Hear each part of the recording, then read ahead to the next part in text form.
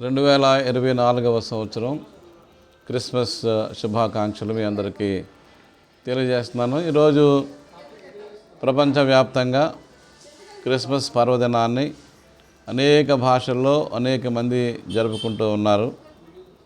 ఇలాంటి సందర్భంలో క్రైస్తవులుగా ఉన్నటువంటి వారికి నా యొక్క అభినందనలు, శుభాలు ఈ సందర్భంగా తెలుపుకుంటూ ఉన్నాను. ముఖ్యంగా ఆంధ్ర ఇవాంజలికల్ లూథరన్ సంఘంలో ఉన్నటువంటి సభ్యులందరికీ ఆయా బాధ్యతలు నిర్వహిస్తూ ఉన్నటువంటి వారికి, ముఖ్యంగా కాపరులకు నా ప్రత్యేకమైనటువంటి శుభాభివందనాలు తెలియజేసుకుంటూ ఉన్నాను. ఈరోజు ఈ యొక్క ఏఈఎల్సి ఆంధ్ర ఇవాంజలికల్ లూథరన్ సంఘం చాలా సంక్లిష్టమైనటువంటి పరిస్థితుల్లో ఉంది. నిజంగా ఈ క్రిస్మస్ ఎంతో ఆనందంగా, సంతోషంగా జరుపుకోవాలంటే ఆకాంక్ష చాలామందికి ఉంటుంది. కానీ పాస్టర్లు అనేక మంది చాలా టెన్షన్కి గురైనటువంటి సందర్భంలో ఈ యొక్క పండుగ నిర్వహించుకోవాల్సిన పరిస్థితి ఏర్పడుతుంది. నాలాగే చాలామందికి ప్యారిష్లు లేవు. ఎందుకంటే ప్యారిష్లు ఇవ్వరు. ఒక భయంకరమైన మాఫియా ఏఎల్సీని పట్టుకుని దాంట్లో ఉన్న వనరులనేసి అన్నీ కూడా కొల్లగొట్టాలని, దాంట్లో ఉన్నటువంటి ఆ భూ వనరులు ఏవైతే ఉన్నాయో, సంస్థాగతమైన వనరులు ఏవైతే ఉన్నాయో, ధనం ఏవైతే, డబ్బు ఏదైతే ఉందో అంతటిని కూడా కొల్లగొట్టాలని చెప్పేసి, దోచుకోవాలని చెప్పేసి దోపిడీదారులు అనేక మంది బయలుదేరారు. వాళ్ళు ఒక చెట్టుకు పట్టినటువంటి పీడలాంటోళ్ళు, చీడలాంటోళ్ళు. ఇలాగా ఇది విపరీతంగా పెరిగిపోయింది. మొదటి దినాల్లో ఒక 40 సంవత్సరాల క్రితం చాలా చిన్నగా ఉండొచ్చు. 40 సంవత్సరాల క్రితం కొద్దిగా అవినీతి, అక్రమాలు జరుగుతూ ఉండొచ్చు. కానీ ఈరోజు అది బాగా విస్తరించిపోయి పెద్దదైపోయి మొత్తానికి మహావృక్షాన్నే కూల్చేటువంటి పరిస్థితి వచ్చింది.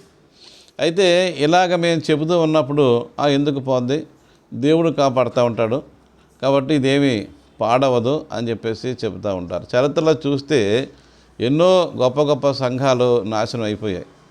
క్రైస్తవ సంఘాలు పాడైపోయిన సందర్భం కూడా ఉంది. అంటే మీరు ఒకవేళ దేవుని మీద అపారమైన నమ్మకంతో ఈ సంఘానికి ఏమీ కాదు, దేవుడు కాపాడుతూ ఉంటాడని చెబుతారు పైకి. కానీ ఇది నాశనం అయిపోతున్నప్పుడు ఇలా చెప్పిన వాళ్ళు కూడా ఏం చేయలేరు. అశక్తులుగా ముందుపోతారు. వాళ్ళు ఏమీ చేయడానికి అవకాశం కూడా అప్పుడు ఉండదు. అనేక సంఘాలు ఈ లోకంలో పుట్టి కూడా నశించిపోయాయి, లేదా క్షీణించిపోతూ ఉంటాయి, తగ్గిపోతూ ఉంటాయి, రూపాన్ని మార్చుకుంటూ ఉంటుంది. లేదంటే ఎవరో ఒక సంస్కర్త దాంట్లో ప్రవేశించి దాన్ని మళ్ళీ పునరుజ్జింప చేయడం కూడా జరుగుతూ ఉంటుంది. ఇలాంటి సందర్భంలో ఈ గొప్ప సంఘం అంటే ఎవరైతే అభిమానిస్తూ ఉన్నారో, ప్రేమిస్తూ ఉన్నారో వారికి అందరికీ కూడా ఏఎల్సి నాశనం కావడం ఇష్టం ఉండదు, బాధపడుతూ ఉంటాం. ఇంచుమించు ఒక 170 సంవత్సరాలుగా లేదా ఇంకా ఎక్కువగా ఈ సంఘం నడుస్తూ ఉంది. 1842లో స్థాపించబడింది ఫాదర్ హయ్యర్ గారి చేత. ఆ తర్వాత మళ్ళీ రాజమండ్రిలో కూడా వేలెట్ గారు స్టార్ట్ చేశారు. 2 క్లబ్ చేసి ఒక మహాసంఘంగా ఏర్పడింది ఇది. ఈ లూథరన్ ట్రెడిషన్లో చాలా గొప్ప మంచి విలువలు దీంట్లో ప్రత్యేకంగా ఉన్నాయి. నిబద్ధత ఉంటుంది, అంకిత భావం ఉంటుంది. చాలా థియోలాజికల్గా ఊరికి ఆషామాషిగా దేవుని వాక్యం చెప్పడం కాకుండా డీపర్గా బాగా లోతైనటువంటి అర్థాలని వివరిస్తూ ప్రజల్ని చక్కగా సిద్ధపరిచినటువంటి ఒక గొప్ప సంఘం ఇది. అది ఈ రోజున చాలామంది లో క్లాస్ పీపుల్, అంటే విద్యాపరంగా, జ్ఞానపరంగా, నిబద్ధతలో పరంగా, కమిట్మెంట్ల పరంగా చాలామంది లో క్లాస్ పీపుల్ ఉన్నారు. వాళ్ళు ఆర్థికంగా లో క్లాస్ కాదు, చాలా డబ్బులు ఉన్నటువంటి వాళ్ళే, ధనవంతులే. ఈ లో క్లాస్ పీపుల్ ఏం చేస్తారంటే దీన్ని అవగాహన చేసుకోకుండా ఒక దోపిడీ వ్యవస్థగా వాళ్ళు దీన్ని మార్చేసుకున్నారు. దోచుకునేటువంటి వ్యవస్థగా వాళ్ళు దాన్ని మార్చుకుని కుటుంబాలు పడి దీని మీద దోపిడీ కొనసాగించేటువంటి సందర్భం ఈ రోజున ఏఎల్సీలో జరుగుతుంది. ఇది బాధాకరమైన విషయం, చాలా దుఃఖకరమైనటువంటి విషయం. ఏదైనా అంటే వారికి చాలా కోపం వచ్చేస్తుంది. అలా అన్నటువంటి వాళ్ళని పనిష్ చేస్తారు, లేకపోతే వెంటాడతారు, వేధిస్తారు, రకరకాలుగా ఉంది. ఇప్పుడు ఈ శక్తులకి బలం ఎక్కడి నుంచి వచ్చిందంటే ఈ ప్రభుత్వాల నుంచి బలం వచ్చింది. ఏ ప్రభుత్వాలు అయితే అవినీతిని ప్రోత్సహిస్తూ ఉన్నాయో, దేశంలో అవినీతిని ప్రోత్సహిస్తున్నారు. దేశం భయంకరంగా ఉంది. అలాగే రాష్ట్రాల్లో ప్రభుత్వాలు కూడా భయంకరంగా ఉన్నాయి. ఒక దుర్మార్గమైనటువంటి విధానాలని వాళ్ళు అనుసరిస్తూ ఉన్నారు. వాళ్ళకి కూడా కోపం రావచ్చు నమ్మదు, కానీ వాస్తవం ఇది. ఈ దేశంలో 40% మంది కఠినమైనటువంటి పేదరికంలో జీవిస్తూ ఉన్నారు. పేదరికం అంటే అర్థం ఏంటంటే మరణం. పేదరికం అంటే మరణం. కేవలం ఆహారం లేకపోవడం, బట్టలు లేకపోవడం, ఇల్లు లేకపోవడం కాదు. చాలా సింప్లిస్టిక్ అండర్స్టాండింగ్ అది. అలా కాదు. పేదరికం అంటే మరణం. వాళ్ళు ఏమీ తట్టుకోలేరు పాపం. వాళ్ళు ఏదైతే ఇబ్బందికరమైన పరిస్థితి ఏర్పడుతుందో అది ఏర్పడగానే ఆ కుటుంబం కానీ ఆ పేదరికంలో ఉండే వ్యక్తులు కానీ నశించిపోతారు. అందుచేత ఈ ప్రభుత్వాలు ఏవైతే ఉన్నాయో డెమోక్రసీని లేదా ప్రజాస్వామ్యాన్ని అడ్డం పెట్టుకొని వారు ఏం చేస్తున్నారంటే వారు పేద దోపిడీ, ఒక మహత్తరమైన దోపిడీని చేస్తూ ఉన్నారు. అక్కడ కూడా కొన్ని కుటుంబాలు మరి విపరీతమైన ధనార్జన చేశారు. బంగారపు ల్యాబొరేటరీలు తయారు చేసుకోవడం, బంగారపు కుర్చీలు తయారు చేసుకోవడం, విపరీతమైనటువంటి బిల్డింగ్స్ 108 రూములు ఉన్నటువంటి ప్యాలెసెస్ కట్టించుకుని దాంట్లో నివసించడం. అనేక మందికి పనివాళ్ళు ఉంటారు, వాళ్ళకి అది వేరే సంగతి.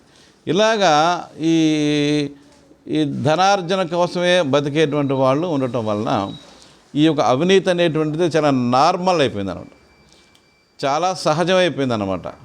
అవినీతి అనేటువంటిది అది పెద్ద తప్పు కాదు, అందరూ చేస్తున్నారులే మనం కూడా చేయొచ్చు అనేటువంటిది ప్రభుత్వంలో అంటే సెక్యులర్ వరల్డ్లో సర్వసాధారణం అయిపోయింది. ఇక బీజేపీ అనేటువంటి ప్రభుత్వం ఏమైతే ఎక్కడైతే ఉందో ఆ బీజేపీ ప్రభుత్వం గురించి చెప్పాల్సిన అవసరం లేదు. అన్ని రకాలుగా మరి ప్రజలను ఇబ్బందులు పెట్టేటువంటి ఒక ఫాసిస్ట్ గవర్నమెంట్గా అది ఉంటా వచ్చింది. కానీ వాళ్ళకేమో ఇలాంటి నీతులు ఏమి నచ్చవు అసలు. అలా ఆ ఆలోచనే ఉండదు అసలు వాళ్ళకి. వాళ్ళు ఏదో అనుకుంటారు, ఒక మతమనో ఏదో అనుకుంటారు, జాతనో మతమనో సంస్కృతనో ఏదో అనుకుని వాళ్ళు అనుకుందే కరెక్ట్ కాబట్టి ఆ విధంగానే అంత ప్రజలందరూ ఉండాలని చెప్పేసి వాళ్ళు అనుకుంటూ ఉంటారు. ఆ రకంగా మరి సెక్యులర్ వరల్డ్లో, సెక్యులర్ ప్రపంచంలో లేదా బయట ఉండేటువంటి రాజకీయ ప్రపంచంలో ఉన్న అవినీతిని ఈ యొక్క సంఘం, క్రైస్తవ సంఘం ఏదైతే క్రీస్తుకు విట్నెస్గా ఉండాలో, సాక్ష్యంగా ఉండాలో ఆ సంఘం కూడా దానికి బలైపోయింది. వీళ్ళు కూడా అలాగే తయారయ్యారు. అంటే బయట ఉండేటువంటి పాపాన్ని, సామూహిక పాపాన్ని, కార్పొరేట్ సిన్ అంటాం మేము, ఈ సామూహిక పాపాన్ని ఖండించాలి, తొలగించాలి, దేవుని రాజ్య స్థాపనకి అవకాశం కల్పించాలి అనేటువంటిది ఏవైతే మనకు లక్ష్యంగా ఉందో దాని నుంచి డీవియేట్ అయిపోయి ఈ స్వార్థ శక్తులు దీంట్లో కూడా ప్రవేశించాయి. వాళ్ళు మిలాఖత్ అయ్యి ప్రజల్ని చాలా ఇబ్బందులు పాలు చేస్తూ ఉన్నారు. అందుకనే మన ఆంధ్ర ఇవాంజలికల్ లూథరన్ సంఘంలో చాలామంది పాస్టర్స్ ఈవేళ మరి సీనియర్ పాస్టర్స్ ఎవరైతే తర్బీదు పొందారు, 4 సంవత్సరాలు తర్బీదు పొందారు, వాళ్ళు కమిట్మెంట్ చేసుకుని తర్బీదు పొంది దేవుని సేవలోకి వచ్చి కూడా ఒక 15 సంవత్సరాలు, 10 సంవత్సరాలు, 20 సంవత్సరాలు సేవ చేసి వాళ్ళు మెచ్యూరిటీ సాధించాక ఖాళీగా ఉండవలసిన పరిస్థితి ఏర్పడింది. ఇది ధర్మం కాదు, న్యాయం కాదు. మనం ఈ చెప్పినంత మాత్రం వాళ్ళకేమీ మనసు కరగదు. అధికారులుగా ఉన్న వాళ్ళకి ఇలా చెప్పినంత మాత్రాన మనసు ఏమి కరగదు. కానీ చెప్పుకోవాలి, తెలుసుకోవాలి. యంగర్ జనరేషన్ పాస్టర్స్ ముఖ్యంగా దీన్ని గ్రహించాలి. వాళ్ళు ఏదో మేము ఉద్యోగం కోసం వచ్చాం, ఎవరికో డబ్బులు ఇచ్చాం, 1 లక్ష ఇచ్చాం, 2 లక్షలు ఇచ్చాం, మా డబ్బులు ఏమైపోవాలి కాబట్టి నాకు ఉద్యోగం కావాలి కాబట్టి తప్పు అనుకోండి, మీరు ఏమనుకోండి పర్వాలేదు, నాకు ఉద్యోగం కావాలి. కానీ ఇక్కడ మీరు చేసే పెద్ద పొరపాటు ఏంటంటే మీరు లంచం ఇచ్చి పాస్టర్స్గా రిక్రూట్మెంట్లో చేయించుకుంటున్నారు, వస్తున్నారు సరే, కానీ అది మీ మనస్సాక్షి మీకు అడ్డుపడుతూ ఉంటుంది. దేవుని యొక్క వాక్యం చెప్పినప్పుడు మీరు నిజంగా వాక్యం చెప్పలేరు. మీ మనస్సాక్షి మిమ్మల్ని గద్దించినప్పుడు మీరు వేరే వాక్యం చెప్తారు. ఈ సమాజానికి ఉపయోగపడేటువంటి వాక్యం చెప్పలేరు మీరు. ఈ టెన్షన్లో మీరు ఉండిపోతూ ఉంటారు. కానీ పాస్టర్స్ దానికి ఈ రోజున ఇష్టపడతా ఉన్నారు. లేదా మీరు వేషధారులాగా ప్రవర్తిస్తారు.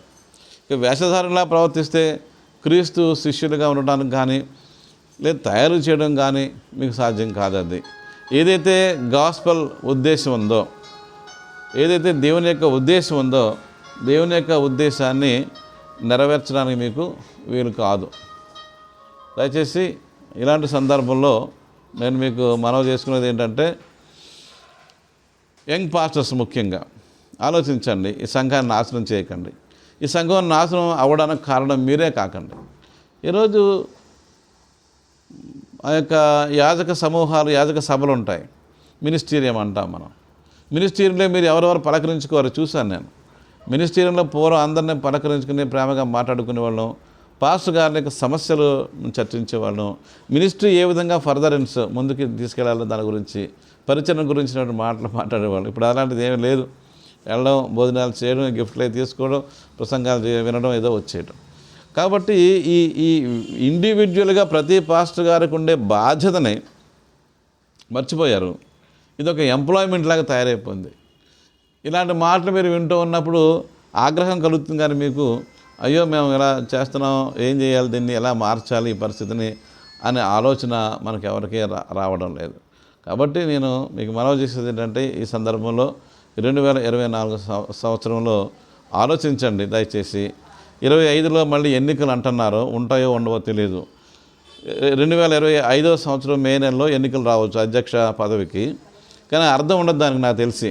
ఎందుకంటే ఇప్పుడున్నటువంటి వరవడి, నేను మొన్న ఈ హైకోర్టు కేసెస్ పరిశీలించడానికి ప్రయత్నం చేశాను. నేను అన్నీ భయంకరమైన కేసులన్నీ, కొన్ని ఒడ్డొట్టి కేసులు, దుర్మార్గమైన కేసులు, ఒక 70 దాకా మరి అధ్యక్ష స్థానంలో ఉన్న వ్యక్తికి, అధ్యక్షుడు అనలేదు ఆయన్ని, మేనేజ్మెంట్ అన్నారు.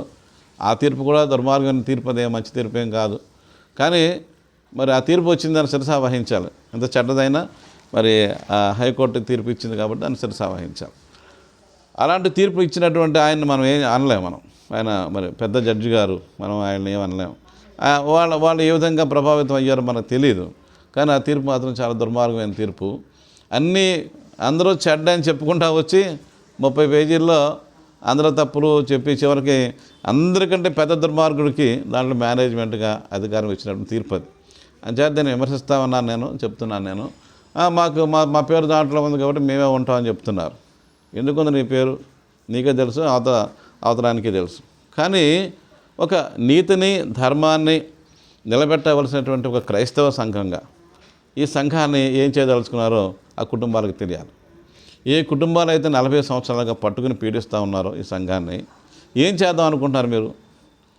ఈ సంఘం యొక్క ఉద్దేశం ఏంటి? హాస్పిటల్స్ నాశనం చేసేసారు కదా, స్కూల్స్ ధ్వంసం చేసేసారు కదా, ఇవన్నీ మీకు అమ్మేసుకుంటే డబ్బులు అయిపోయి వనరులాగా కనపడుతున్నాయి. మీ వల్ల మీకంటే దుర్మార్గులైనటువంటి వాళ్ళు ఎంటర్ అయ్యారు. ఈ సంఘానికి చెందనటువంటి వారు కూడా ఎంటర్ అయ్యారు. ఎందుకంటే మీలో ఉన్న అవినీతి విధానాలు మిగతా వాళ్ళని ఆకర్షించాయి, మీకంటే భయంకరంగా ఆకర్షించాయి. వాళ్ళు వచ్చారు, వాళ్ళు ఒకరు ఫెయిల్ అయ్యి కొంత వెళ్ళిపోవచ్చు, కానీ వాళ్ళ ప్రభావం అయితే మాత్రం ఉంది. వాళ్ళు మొత్తం కబళించుకోవాలని వచ్చేసారు. కొంతమంది ఫెయిల్ అయ్యి ఇక్కడ అనవసరం, అప్రస్తుతం సంఘాన్ని మొత్తంగా కబళించాలనేటువంటి వాళ్ళు వచ్చారు. వాళ్ళ శిష్యులు వచ్చారు. ఇప్పటికి కూడా దాని ప్రభావం ఉంది. కొంతమందిలో ఎలాంటి ఉద్దేశం ఉందంటే, ఈ సంఘాన్ని మనం ఏదో మొక్క కొరికేసుకోవచ్చు, జును మొక్క లాంటిది ఇది, ఎక్కడ దగ్గర అమ్మేసుకోవచ్చు. ఎందుకంటే లక్షల కొద్దీ, కోట్ల విలువైనటువంటి ప్రాపర్టీస్ ఉన్నాయి. అలాగే ఇన్కమ్ జనరేట్ అవుతూ ఉంటుంది. సంవత్సరానికి ఒక 20 కోట్లు ఇన్కమ్ జనరేట్ అవుతూ ఉంటుంది. అలాంటి సందర్భంలో ఈ సంఘం నుంచి ఇన్కమ్ కూడా మనం తీసుకోవచ్చు అనేటువంటి ఉద్దేశంతో వాళ్ళు ఉన్నారు. అందుకనే చాలామంది హ్యాంగ్ అవుతున్నారు అరౌండ్ ఏఎల్సి. దీనికి కారణం మీరే. ఎవరైతే ఈవేళ మేనేజ్మెంట్ అని చెప్పేసి అంటున్నారో వాళ్ళే. మీరే భయంకరులు, ఎప్పటి నుంచో పదవుల్లో ఉన్నారు, ఎవరికి అవకాశం ఇవ్వరు. మేము చాలా గొప్ప అనుకుంటారో నాకు తెలియదు, మీరు ఏమనుకుంటారు. కానీ ఏం చేద్దాం అనుకుంటున్న ప్రశ్న మీకు నేను వేస్తాను ఈరోజు. పాస్టర్లు కూడా, యంగ్ పాస్టర్స్ నేను వేసే ప్రశ్న ఏంటంటే, ఏం చేద్దాం అనుకుంటున్నారు మీరు? మిగతా కేవలం సంఘాలలాగా, పాస్టర్ గారిలాగా అన్ట్రైన్డ్ పాస్టర్లకి మీకు తేడా ఏముండదు. దేవుని సువార్త చెప్తున్నాం అని చెప్పి అనుకుంటున్నారు మీరు. కానీ మీ వలన ఎవరికి ఎలాంటి ఉపయోగం ఉండదు. ఊరికే వేరే మతాన్ని తీసి ఈ మతాన్ని మీరు ప్రచారం చేసుకుంటున్నారేమో, కానీ క్వాలిటేటివ్గా క్రైస్తవ మతంలో సారం కానీ, అంటే ఎసెన్స్ ఆఫ్ క్రిస్టియానిటీ అంటాను నేను, ఎసెన్స్ ఆఫ్ క్రైస్ట్ అంటాను, ఎసెన్స్ ఆఫ్ క్రిస్టియానిటీ, అది ఏమీ లేకుండా మీరు చెప్పే బోధ దుర్బోధే అవుతుంది. అది మీరు చేసేటువంటి పరిచర్య దుష్ట పరిచర్య అవుతుంది. దానివల్ల ఉపయోగం ఏమి ఉండదు, ఊరికే తతంగం అలా జరుగుతూ ఉంటుంది. కాబట్టి నేను మీకు మనవి చేస్తాను, క్రిస్మస్ కాలంలో ఎవరిని ఇబ్బంది పెట్టాలి, బాధ పెట్టాలని ఉద్దేశం కాదని ఒకసారి మారు మనస్సుతో మీరు ఆలోచించాలి. యేసుక్రీస్తు వచ్చింది డిక్లరేషన్ అదే, మీరు మారు మనసు పొందాలనే యేసు ప్రభు ఈ లోకంలోకి వచ్చారు. కాబట్టి ఆ యొక్క సర్వరక్షకుడైనటువంటి యేసు ప్రభు యొక్క మరి ఉద్దేశాన్ని, లక్ష్యాన్ని నెరవేర్చేటువంటి క్రైస్తవులుగా మనం ఉండాలని చెప్పేసి కోరుకుంటూ ఈ సందర్భంలో మరి క్రిస్మస్ శుభాలు తెలియజేసుకుంటూ నేను ముగిస్తున్నాను. Thank you.